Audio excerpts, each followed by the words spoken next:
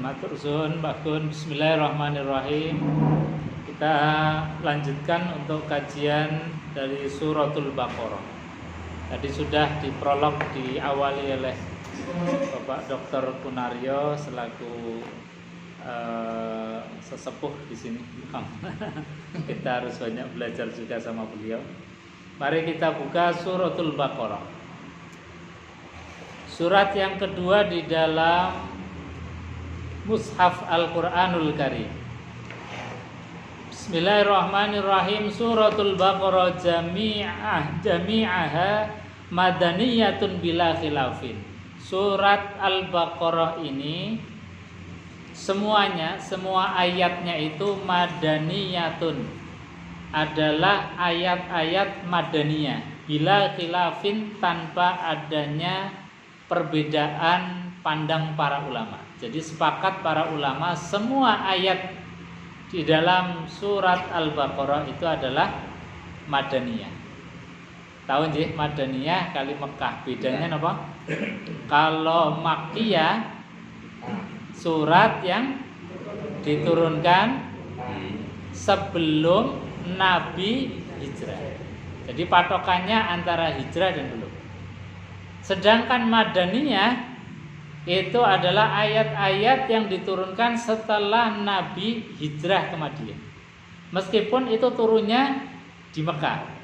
Seperti misalnya ayat yang ketiga dalam surat Al-Maidah, ketika Nabi itu haji wada turun, al-yauma akmaltu lakum dinakum wa atmamtu alaikum ni'mati wa raditu lakumul islamadina. Itu ayat turunnya di Mekah, tapi masuk golongan Madinah. Karena apa? Karena turunnya setelah Nabi hijrah ke Madinah. Nah, surat Al-Baqarah ini jami'uha madaniyatun. Semua ayat-ayatnya itu madaniyah. Artinya apa?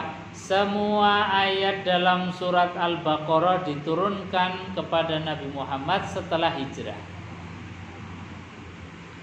Ini bila khilafin, tanpa adanya perbedaan cara pandang para ulama di dalam mandang surat ini. Suratul Baqarah min atwali suratul Quran. Dan surat Al-Baqarah termasuk surat panjang di dalam Al-Quran. Jadi Quran itu kalau di dalam segi panjang pendeknya dibagi menjadi 3. Surat yang pendek, surat mufassal pertengahan, dan surat yang panjang atau disebut at-tawil atau al-atwal, surat yang panjang.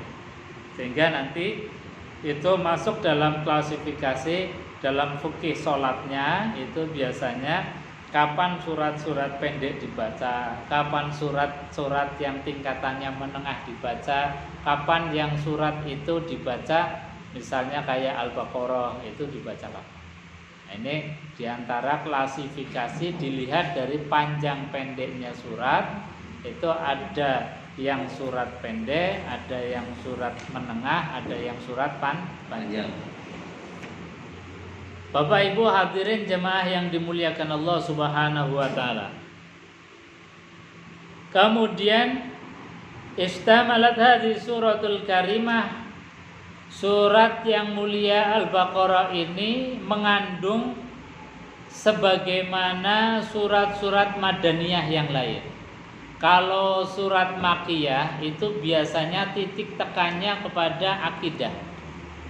Jadi akidah itu dibahas berulang-ulang dalam surat Makkiyah, karena memang proses di Makkah itu memang penekanan pada akidah, penguatan akidah. Sehingga akidahnya para sahabatnya Rasulullah itu akidahnya begitu luar biasa mantap. Akidahnya menghujam dalam hati.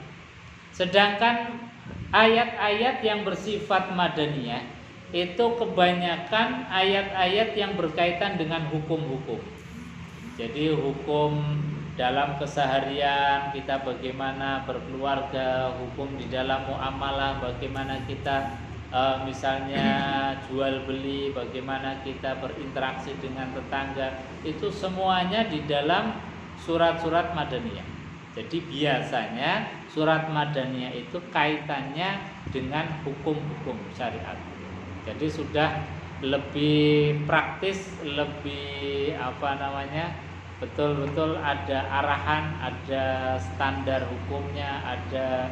Kalau tadi yang makiyah itu baru keimanan saja, ya keimanan.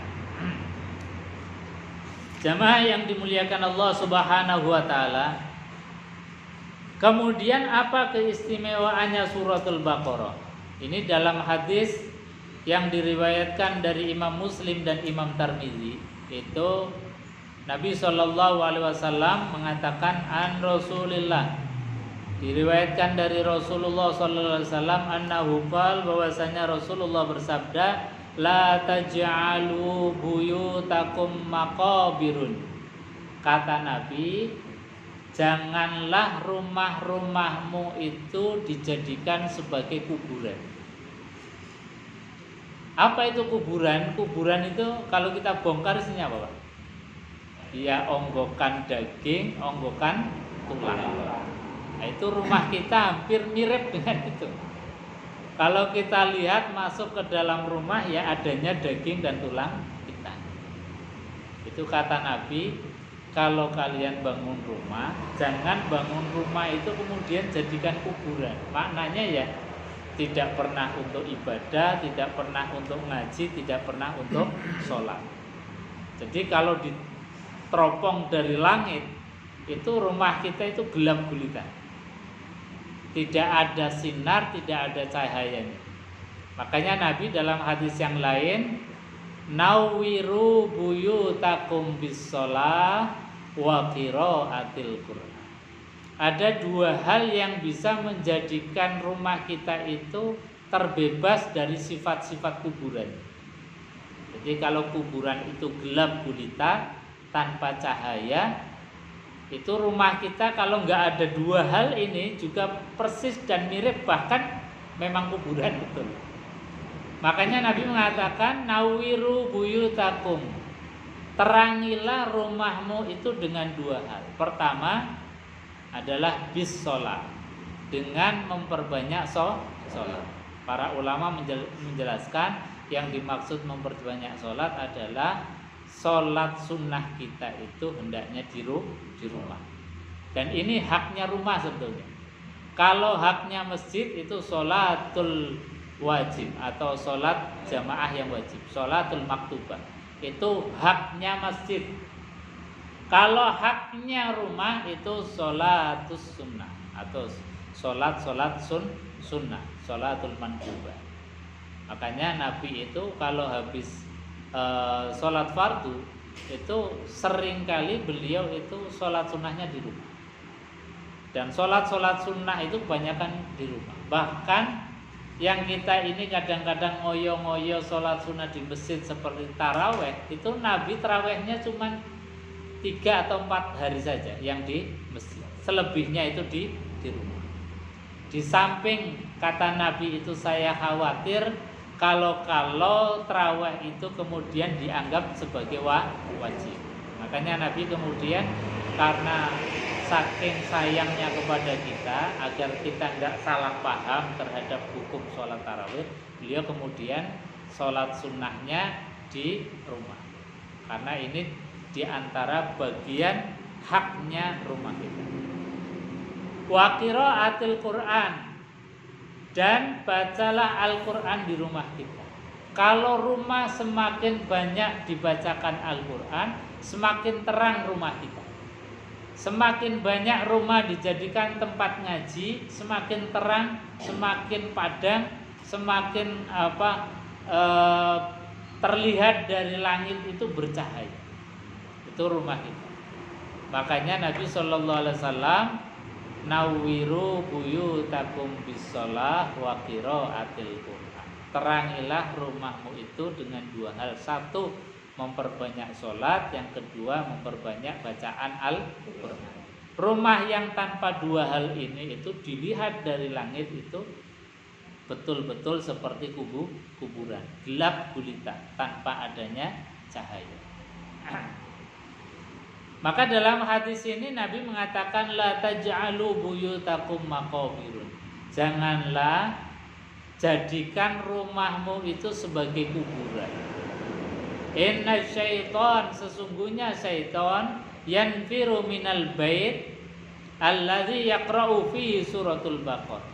Setan itu akan menyingkir dari rumah kita selagi rumah kita itu sering dibacakan suratul Baqarah. Maka di antara fadilah keutamaan suratul Baqarah itu adalah sering-sering kita baca surat Al-Baqarah, maka setan akan lari dari rumah kita. Kata Nabi, inna syaitan yanfiru minal bait. Sesungguhnya setan akan lari, akan keluar dari rumah kita, yaitu alladzi yaqra'u fihi suratul Baqarah. Yang rumah itu dibacakan surat Al-Baqarah. Makanya di akhir surat Baqarah nanti itu ada hadiah spesial. Allah hadiahkan untuk ummatu Rasulullah sallallahu alaihi wasallam. Nanti insyaallah kita akan ketemu hadiah itu. Jadi sekali lagi bahwasanya surat Baqarah di antara fadilah keutamaannya adalah menghindarkan dari setan. Dalam hadis yang lain Rasulullah sallallahu alaihi wasallam mengatakan iqra'u suratul Baqarah. Ini perintah dari Nabi. Bacalah surat Al-Baqarah. Kenapa? Fa inna akhadhaha barokah. Karena sesungguhnya siapa yang membaca surat Baqarah itu adalah barokah, berkah. Barokah itu barokah yubariku birkatan. Itu maknanya sumur, nyumber. Jadi sumur itu kan kalau diambil terus airnya ya tidak kurang, malah jadi tambah bening, tambah baik untuk dikonsumsi. Coba kalau sumur itu nggak pernah diambil, itu kan jadi sumur mati. Airnya ya bau, nggak bisa dikonsumsi, nggak sehat kalau kita minum. Ini namanya birkah. Birkah itu ya tadi, kalau sesuatu itu digali terus, kalau sesuatu dimanfaatkan terus, sesuatu itu dibaca terus, seperti suratul Baqarah, itu kalau senantiasa dibaca itu bagaikan sumur yang diangsu terus, sumur yang dipompa terus.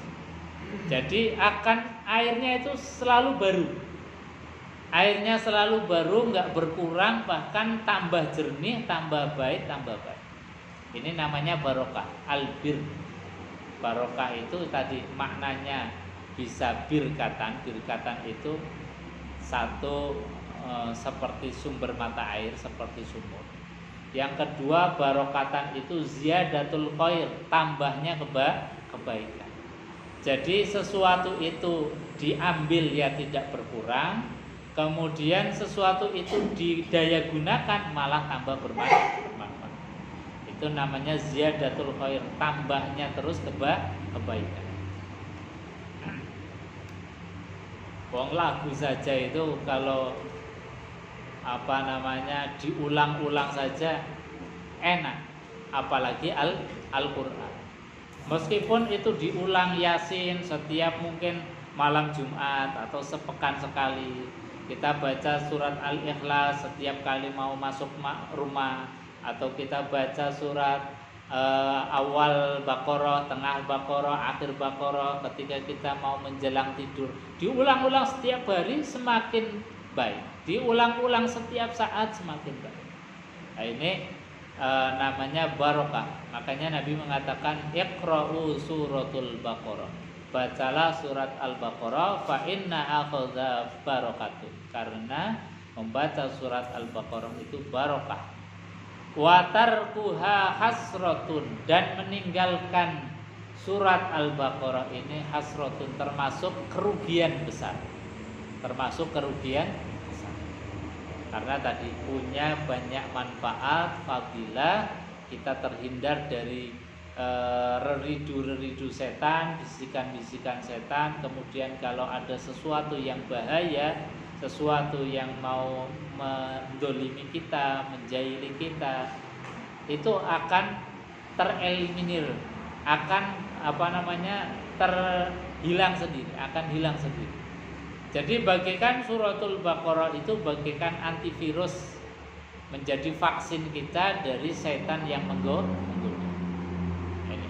Makanya suratul Baqarah ini menjadi hal yang ini bahkan menjadi hobinya para sahabat. Para sahabat itu sebelum tidur, termasuk Rasulullah SAW itu baca suratul Baqarah. Bapak Ibu hadirin jemaah yang dimuliakan Allah Subhanahu wa taala. Ini tadi fadilah sudah, termasuk prolog sudah. Kita masuk pada bagian awal suratul Baqarah. Bismillahirrahmanirrahim. Suratul Baqarah itu diawali dengan Fawatihus Suwar. Fawatihus Suwar adalah pembuka surat yang biasanya diawali dengan huruf-huruf hijaiyah. Dengan huruf-huruf hijaiyah. Di sini suratul Baqarah diawali dengan 3 huruf, alif, lam, dan mim. Kalau di dalam tafsir Al-Quranul Karim itu jumhurul ulama kalau menafsirkan dan memahami ayat yang pertama, baik suratul Baqarah atau surat-surat yang lain yang sifatnya fawatihus suwar, huruf-huruf itu, biasanya para ulama hanya mengatakan wallahu a'lam bimuradi. Hanya Allah saja yang tahu tentang murad, makna dan tujuan. Cuman kalau dimaknai ini kadang-kadang ya janggal juga. Janggalnya apa? Alif lam mim ini kan bagian dari ayat Quran. Yang Quran itu disifati sebagai hudan, petunjuk. Nah, petunjuk itu kan bisa menjadi petunjuk kalau kita tahu maknanya. Artinya kalau dimaknai wallahu a'lam bimuradi, meskipun Allah memang maha tahu yang dikehendaki, karena Allah yang mengucapkan sendiri pasti tahu tentang tujuan. Tapi kalau dimaknai dengan wallahu a'lam bimuradi ini juga masalah kalau kemudian dipahami Quran itu kan petunjuk. Nah, kalau ini terus tidak tahu maknanya kan jadi kacau. Katanya Quran petunjuk, kok nggak bisa jadi petunjuk? Makanya kemudian di dalam tafsir-tafsir itu ada yang berusaha untuk menjelaskan supaya tidak rancu.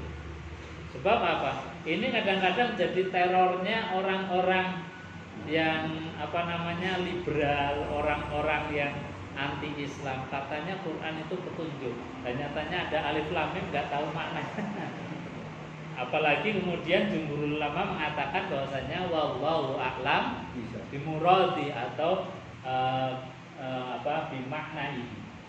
Makanya ini kemudian para ulama-ulama tafsir kontemporer itu berusaha untuk menjelaskan supaya tadi bantahan terhadap orang-orang orientalis, orang-orang yang mengandalkan akal dan sebagainya itu bisa dijelaskan, dan orang Islam sendiri tidak tertipu dengan logika mereka.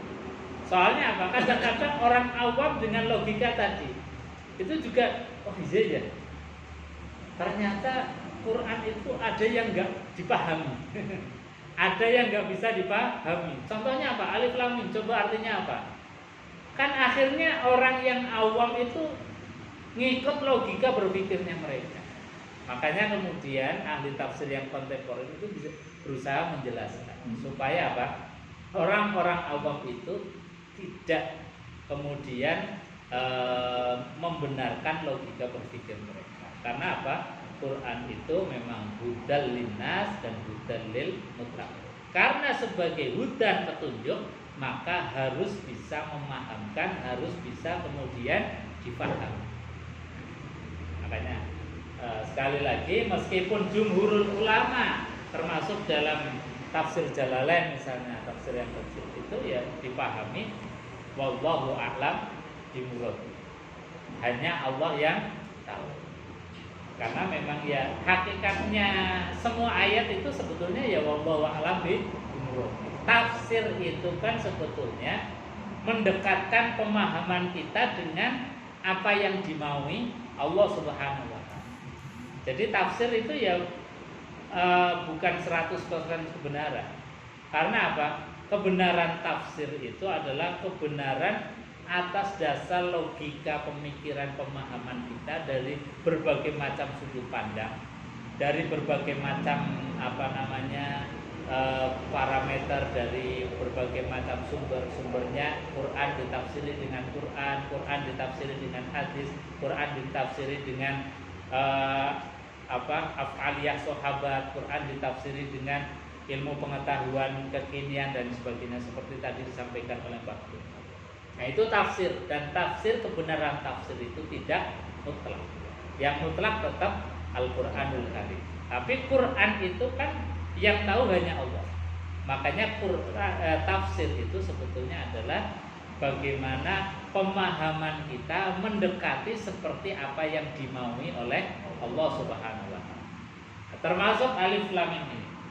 Nah, kemudian para ulama kontemporer, ulama tafsir kontemporer itu memberikan beberapa tafsir-tafsir tentang apa itu alif lam mim, yang secara harfiahnya nggak ada maknanya, karena cuman alif lam mim.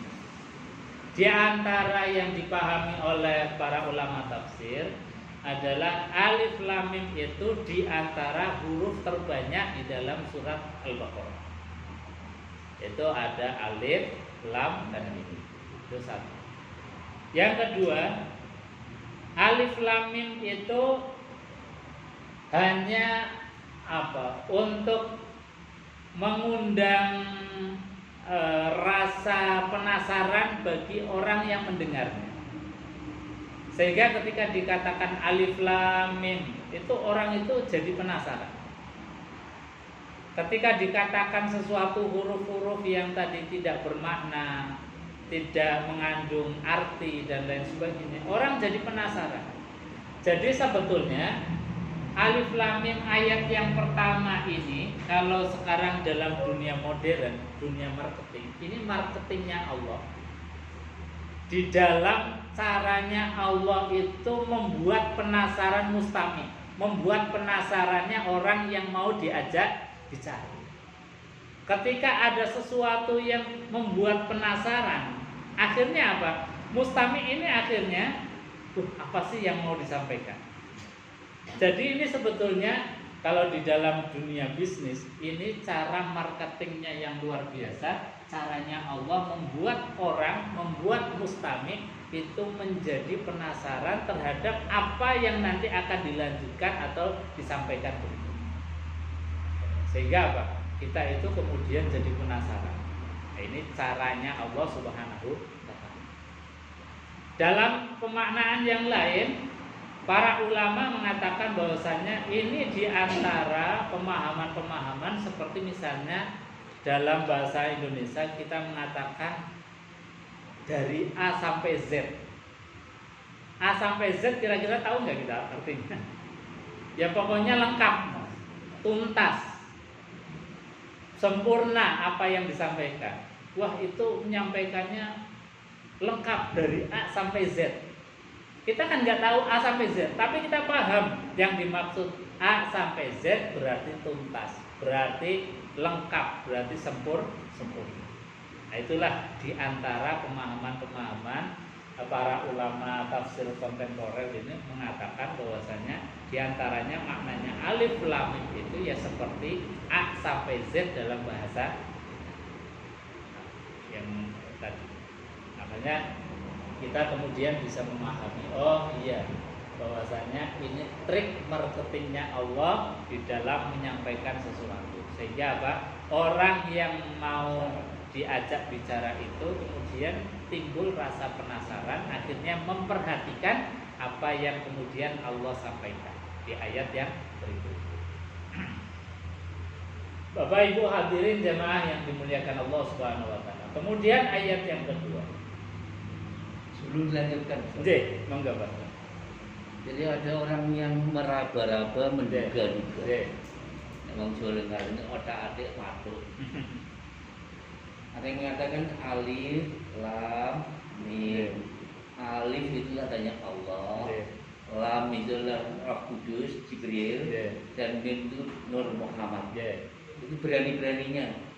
Saya setuju itu tadi hanya ingin namun Gusti Allah pribadi ingkang angguganeni. Jadi pendapat penjenengan, komentar penjenengan. Pendapat tadi. Ya. Oke. Memang jumhurul ulama dalam menafsirkan ini ya tadi hanya mengatakan wallahu a'lam bimuradi. Hanya Allah yang tahu tentang maknanya, tentang tujuannya. Cuma kan tadi kemudian kalau disoal, kalau hanya Allah yang tahu tentang maknanya, padahal ini adalah ayat Quran, berarti ada ayat Quran yang tidak bisa dijadikan sebagai petunjuk. Ada ayat Quran yang tidak bisa dijadikan sebagai hudan. Nah ini kan masalah. Makanya meskipun jumhur ulama mengatakan ini karena memang Nabi SAW juga tidak menjelaskan, artinya mauquf, memang tidak dibahas. Maka ya berusaha supaya para ulama itu ya tadi para ulama menjelaskan bahwasanya banyak tafsir tadi termasuk bahwasanya supaya Allah memberikan stimulan memberikan supaya orang itu tertarik, yaitu hanya tafsir-tafsir saja, hanya pemahaman supaya supaya orang awam tidak ikut dengan logika berpikir mereka. Orang-orang yang mengatakan itu loh di Quran ternyata ada ayat yang tidak bisa menjadikan petunjuk. Kemudian berusaha untuk dijelaskan. Nah penjelasannya di atas sebetulnya banyak, dan termasuk alif lam mim min ismu Muhammadin sallallahu alaihi wasallam. Ya termasuk tadi ada yang mengatakan alif itu sebagai simbolnya dari Allah Subhanahu wa taala dan sebagainya. Saya kira itu dia. Kita lanjut ke ayat yang kedua. Ayat yang kedua saya kira sudah sangat familiar dan kita sering mendengar. Allah sampaikan zalikal kitab. Zalikal alkitab. Allah di sini menggunakan ismul isyarah, isim isyarah atau kata tunjuk jauh. Kalau kata tunjuk dekat itu hadza atau hadhihi. Zalika atau tilka itu untuk tunjuk jauh. Allah sampaikan zalikal kitab, kitab itu bukan kitab ini. Artinya bahwa kitab yang ada di Lauhul Mahfuz, kitab Al-Quran yang ada di Lauhul Mahfuz, atau kitab yang memang tidak tersentuh oleh manusia, atau kitab yang datangnya dari Allah Subhanahu wa taala sehingga menggunakan ismul isyarah dengan zalika. Di sini juga ada Alkitab. Alkitab nama lain dari Al-Quranul Karim.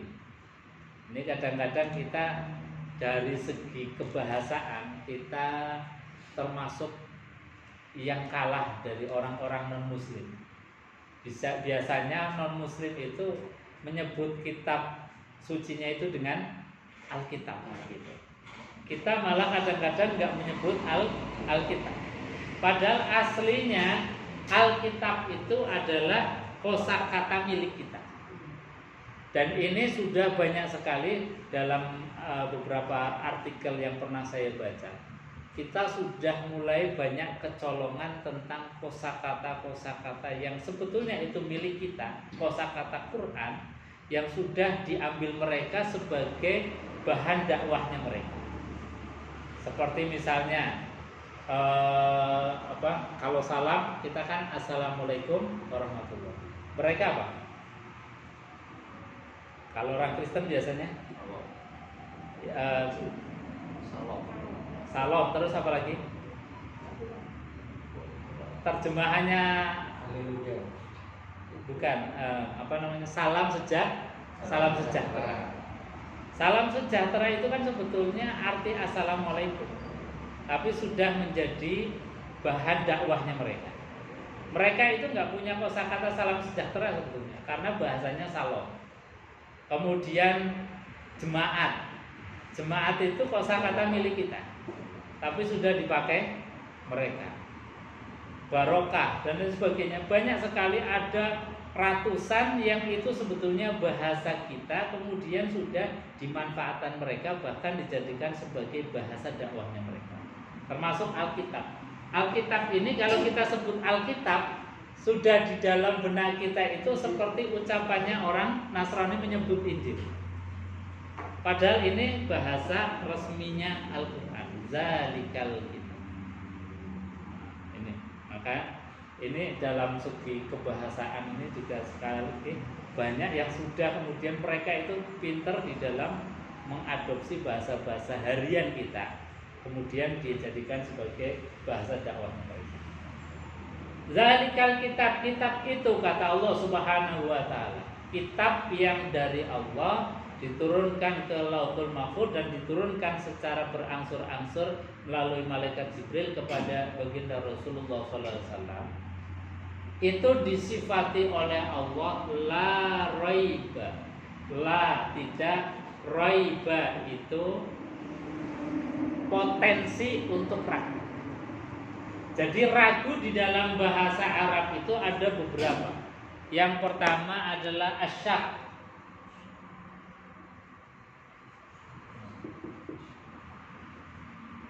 Jadi syak. Ada raib seperti ini. Raib. Syak itu adalah keraguan, tetapi ada potensi untuk yakin. Misalnya kita mengatakan tadi malam kayaknya hujan. Ini kan kalau kita misalnya nggak tahu persis, itu ada ragu-ragu tadi malam hujan atau enggak. Itu namanya keraguan yang ada potensi bisa yakin. Tapi kalau raib itu potensi yakin, potensi untuk ragu saja enggak ada.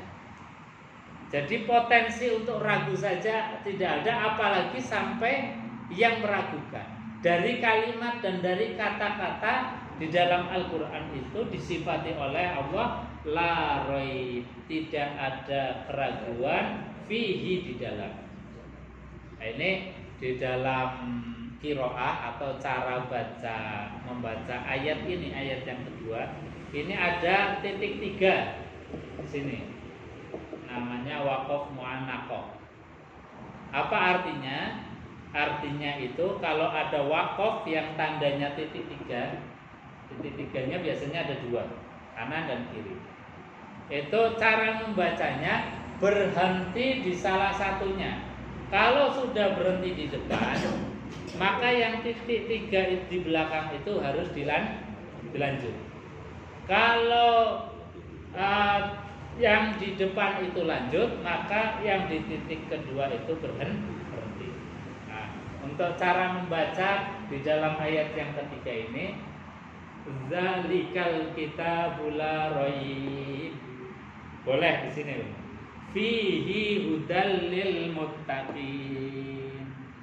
Ini boleh. Atau yang biasa kita baca, zalikal kitabul la raiba fihi hudal lil muttaqin.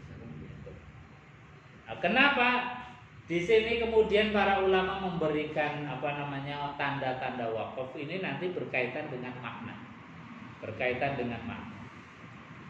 Zalikal kitabul la raib. Zalikal kitab itu la raib, tidak ada keraguan di dalamnya. Ini berhenti. Kalau dalam cara baca yang pertama. Kemudian fihi, di dalamnya, di dalam apa? Di dalam Al-Quran, di dalam Alkitab itu ada hudan, Petunjuk untuk siapa? Lil muttaqin, bagi orang yang bertakwa. Atau dengan cara yang kedua, zalikal kitabul la raiba fi. Kitab itu tidak ada keraguan di dalamnya. Berarti fihi ini memberikan stressing kepada bahwa di dalam Quran itu tidak ada keraguan. Nah, jadi ada dua penekanan. Fihi ini penekanannya kepada la raib, bahwa di Quran sama sekali tidak ada keraguan di dalam. Kalau untuk cara baca yang kedua, fihi hudan, fihi di dalamnya ini penekanan untuk hudan. Nah, mana yang harus didahulukan? Ini dua-duanya sama-sama kuat dan ini implikasi maknanya memang jadi beda. Jadi artinya apa? Bahwasanya Quran ini kemudian ditunjukkan oleh Allah Subhanahu wa taala betul-betul enggak ada keraguan. Enggak ada keraguan. Ini artinya apa? Menegasikan. Ini artinya apa?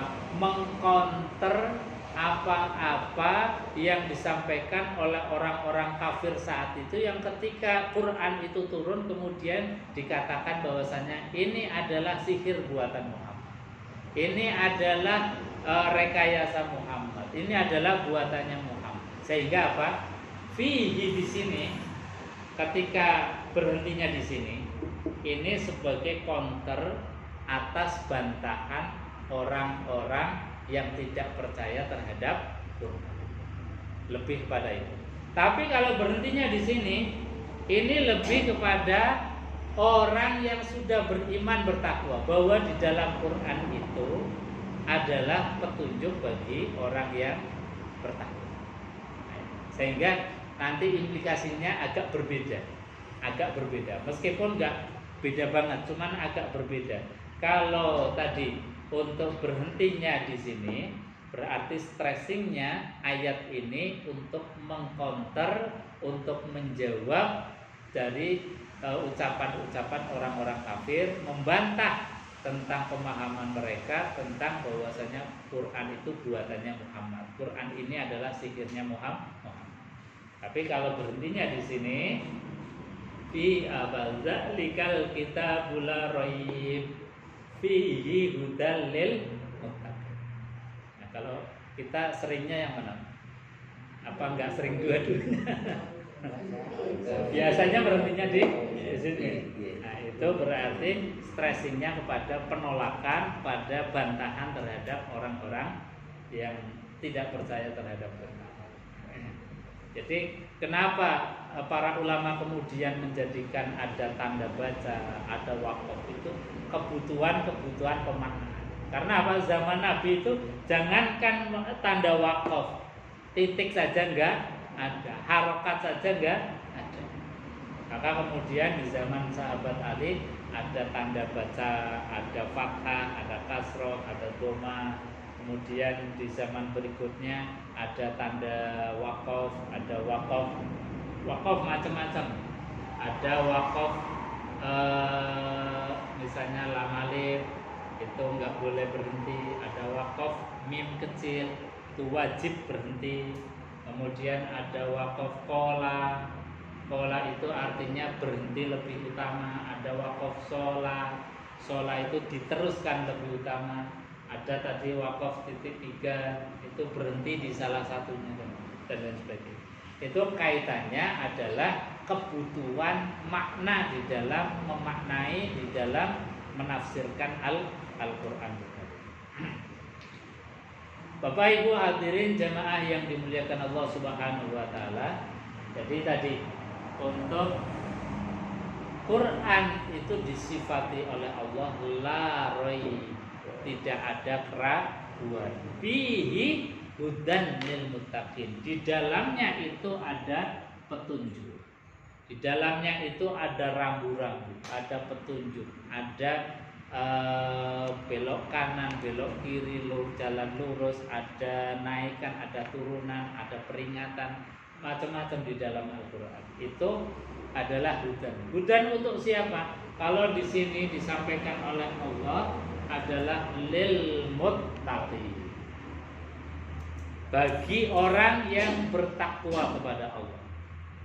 Lalu pertanyaannya, takwa itu kan makna kalimat yang maknanya sangat luas sekali.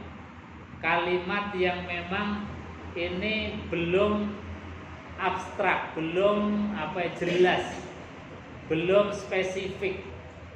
Maka kemudian makna-makna ini dijelaskan, baik dijelaskan oleh Allah sendiri atau dijelaskan oleh Rasulullah SAW atau dijelaskan dengan perilakunya Rasulullah SAW. Karena Rasulullah khuluquhul Quran, akhlaknya, perilakunya itu adalah Al-Quran. Nah, kebetulan di ayat ini dijelaskan langsung oleh Allah tentang apa itu muttaqin. Maka diteruskan di dalam ayat yang ketiga, muttaqin itu diantara kompetensinya, ciri-cirinya adalah alladzina yu'minuna bil ghaib. Satu orang yang percaya kepada al-ghaib.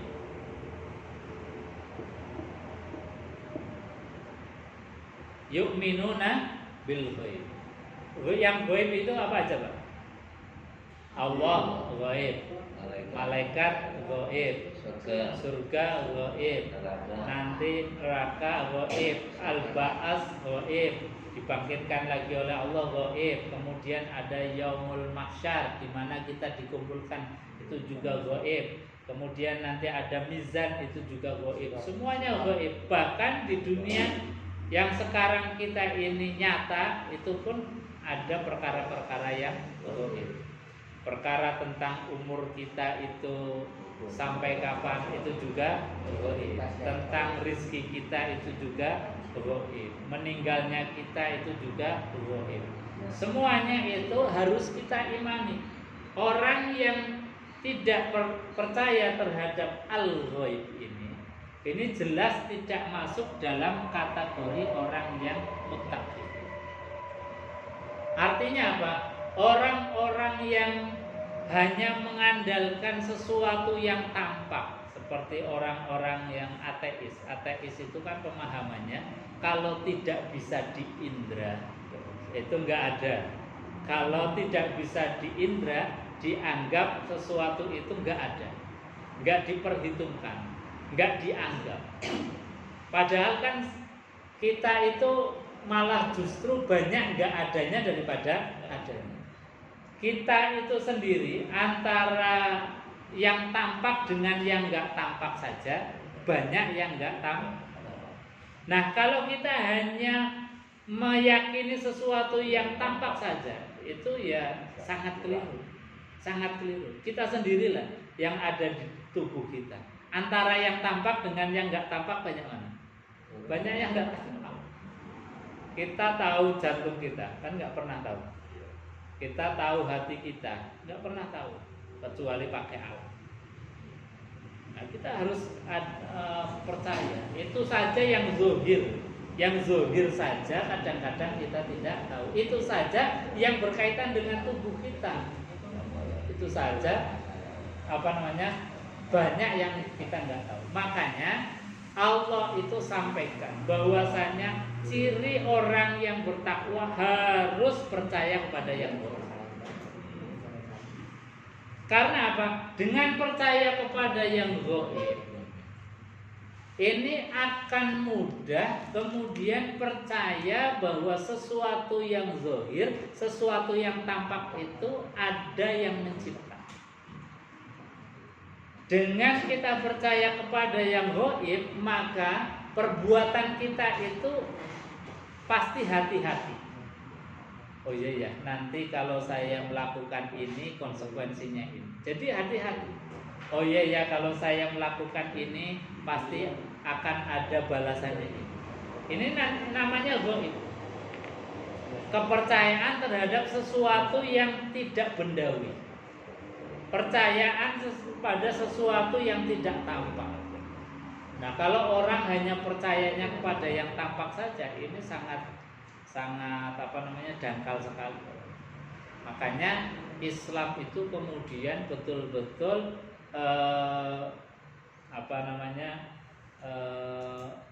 berhadapan atau menghalau tentang keyakinan-keyakinan seperti ateis.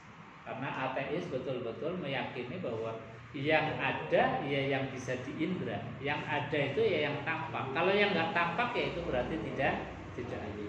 Ini mungkin nanti Mbah Kun itu lebih paham tentang ada itu apa, yang nggak ada itu. Jadi, makanya kemudian orang yang bertakwa, kata Allah ini bahkan di ayat-ayat awal dalam surat Al-Baqarah, alladzina yu'minuna bil ghaib, yaitu orang-orang yu'minuna yang mereka beriman bil ghaib, terhadap perkara-perkara yang tidak tampak, perkara-perkara yang di luar logika, di luar pikiran, bahkan di luar indera manusia. Kalau orang itu kemudian berpikirnya materialistik itu yang dipahami ya yang materi, yang tadi tentang ini bahaya sekali.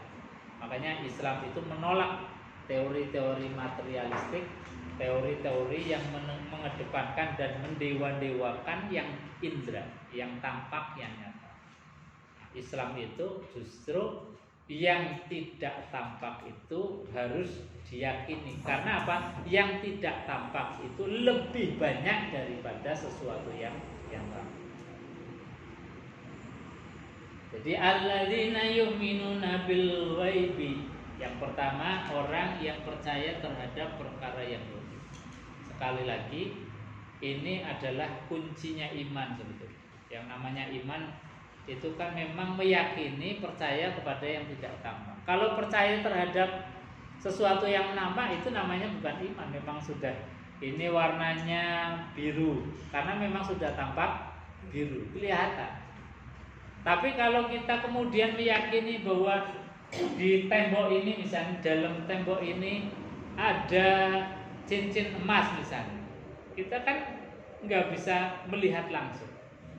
Tapi kalau kita percaya karena memang mungkin dulu tukang itu kemudian menaruh cincinnya atau ada cincinnya pas waktu masang batu dia jatuh di situ, nah, itu kan bisa-bisa saja. Itu artinya apa? Mengimani sesuatu yang tidak tampak. Kemudian karakteristik atau kompetensi dasar muttaqin adalah wa yuqimunas shalah.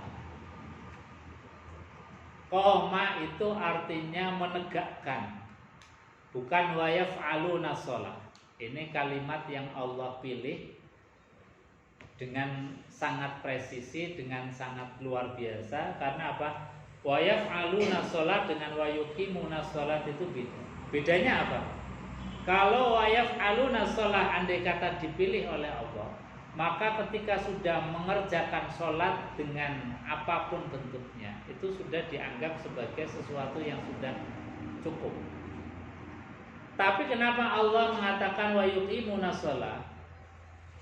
Yang dikehendaki Allah dengan makna koma artinya menegakkan, itu artinya bahwa yang diharapkan kita sebagai orang yang muttaqin bukan hanya af'aliyah, kemudian kita takbir, ruku, sujud sampai selesai, bukan hanya itu. Karena kalau itu yang dilakukan namanya wa yaf'alunas shalah.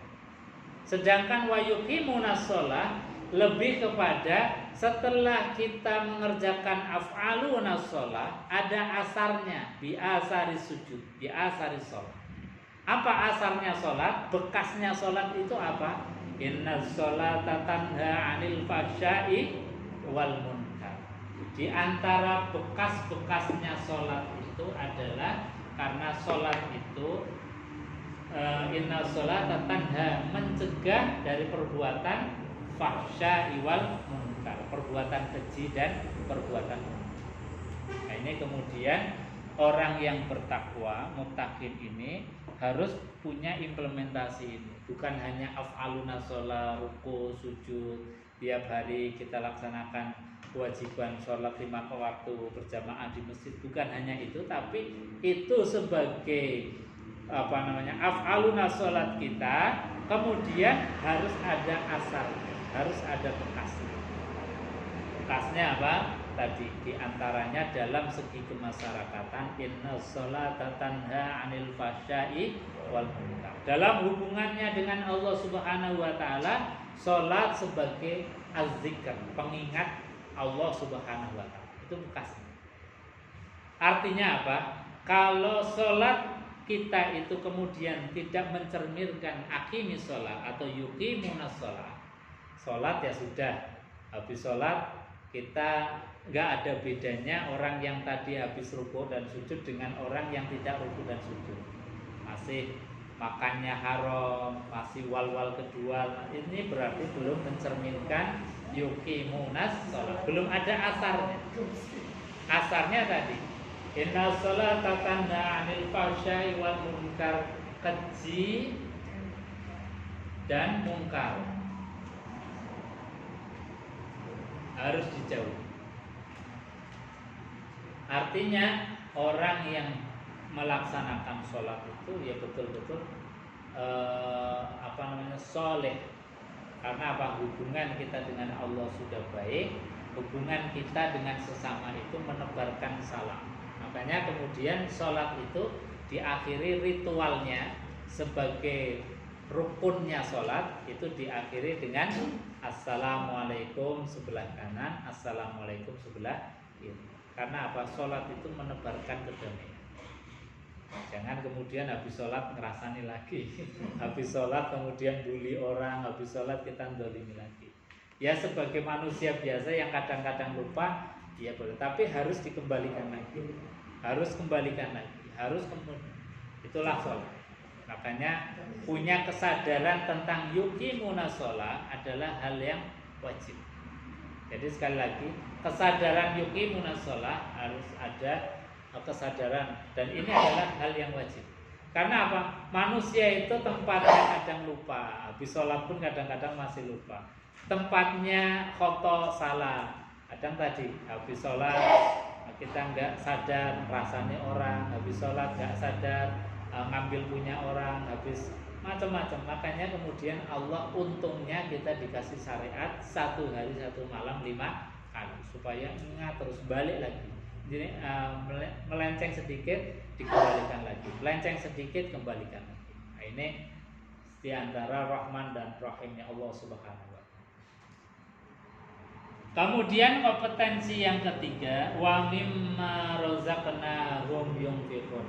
Wa mimma, dan dari apa-apa, kata Allah. Ma itu maknanya apa saja, tidak hanya yang bendawi, tidak hanya yang terindra. Razaqnahum, yang Allah telah rizkikan kepada kita. Disuruh apa oleh Allah? Yunfiqun, kita berbagi, kita share, kita bagi kepada orang lain.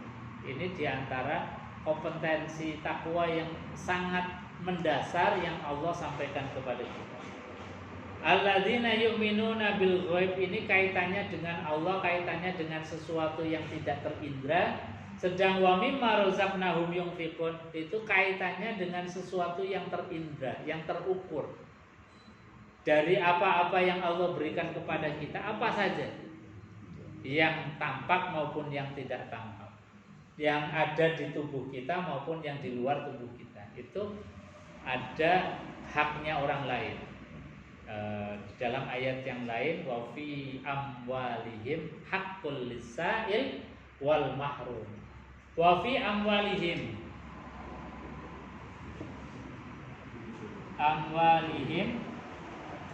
haqqun lisail wal mahrum. Kata Allah, wa fi amwalihim, dan dari harta-harta mereka. Ini yang Allah berikan kepada mereka. Hakun, ada haknya. Haknya siapa? Lisail, orang yang minta-minta, orang yang kepada kita kemudian meminta. Wal mahrum, atau haknya orang yang dia itu sebetulnya butuh, tapi nggak minta kepada kita. Kadang pekewu, kadang nggak enak. Maka kita yang diberikan rezeki oleh Allah atau diamanati rezeki oleh Allah harus punya kesadaran ini. Oh, ternyata harta kita bukan semuanya itu ada milik kita, tapi ada miliknya orang lain. Kita diberikan mata oleh Allah meskipun nempel di kepala kita, itu juga ada haknya orang lain. Makanya apa? Haknya orang lain itu berhak untuk dipandang dengan pandangan yang baik, pandangan yang lembut, pandangan yang gak sinis, pandangan yang menyejukkan. Itu haknya orang lain. Artinya apa? Kalau kita dikasih mata kita kok untuk melototi, untuk sinis terhadap orang, itu berarti kita belum memberikan haknya kepada mereka. Kita diberikan lisan oleh Allah, lisan memang ada di kepala kita.